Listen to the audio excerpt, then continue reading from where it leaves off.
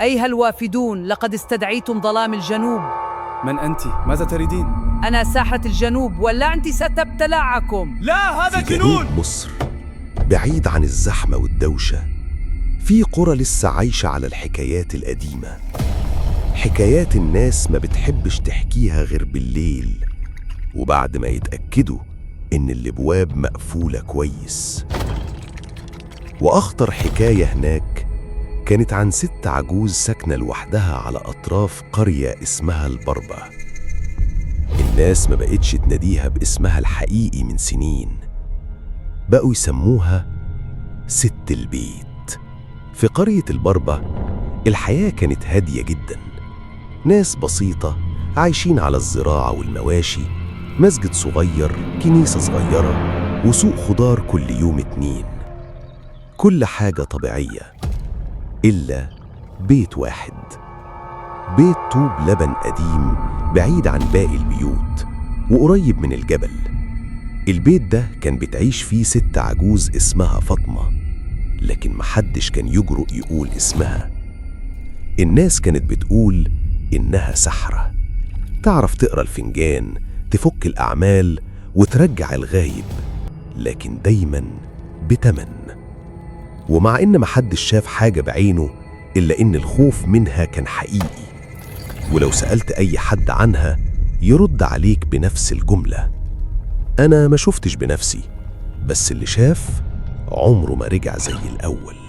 ست البيت ما كانتش بتخرج غير مرة واحدة في الأسبوع، كل يوم خميس تنزل السوق تشتري طلباتها وتمشي من غير ما تكلم حد، لابسة أسود من فوق لتحت، وشها نص متغطي، والناس تبعد من طريقها أول ما تظهر. لكن المشكلة ما كانتش فيها، المشكلة كانت في اللي بيروح لها. ناس من القرى المجاورة وأحيانا من محافظات تانية كانوا بيروحوا بيتها بالليل عشان يطلبوا منها حاجات محدش غيرها يقدر يعملها. وفي سنة 2018 راجل اسمه عبد الله من قرية قريبة قرر يروح لها.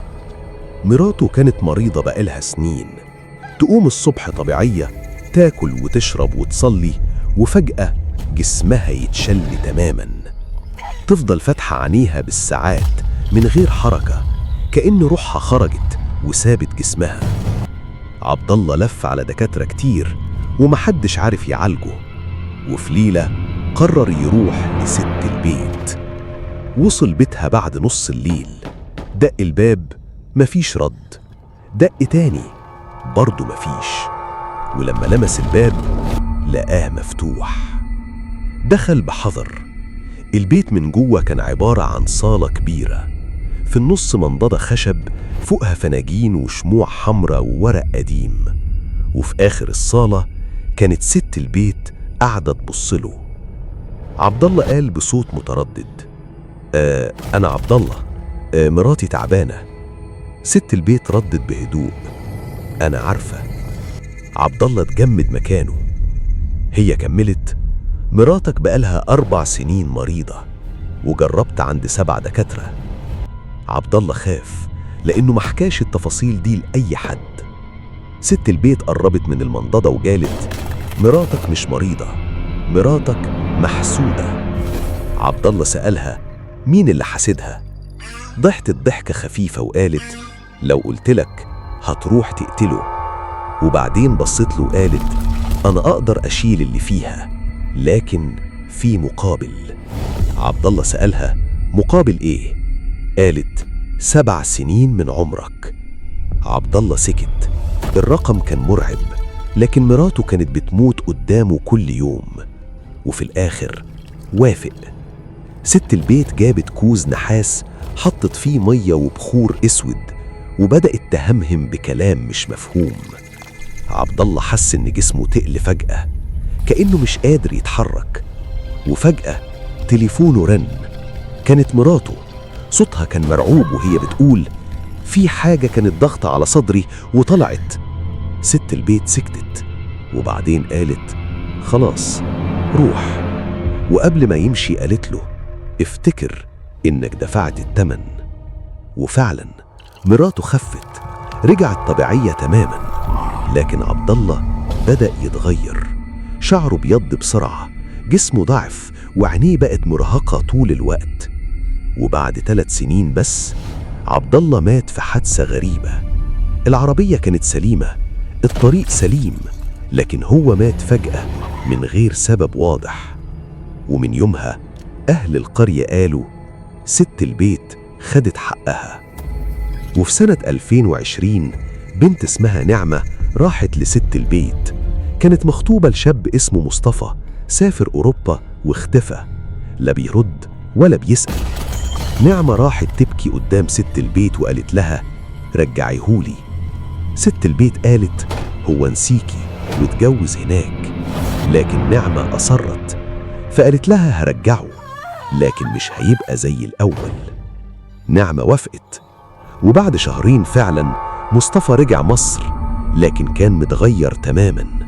ما بقاش يضحك ولا بقى ياكل ولا حتى يبص في عيون الناس. وفي يوم نعمة صحيت بالليل، لقت مصطفى قاعد جنب السرير بيبصلها من غير ما يرمش.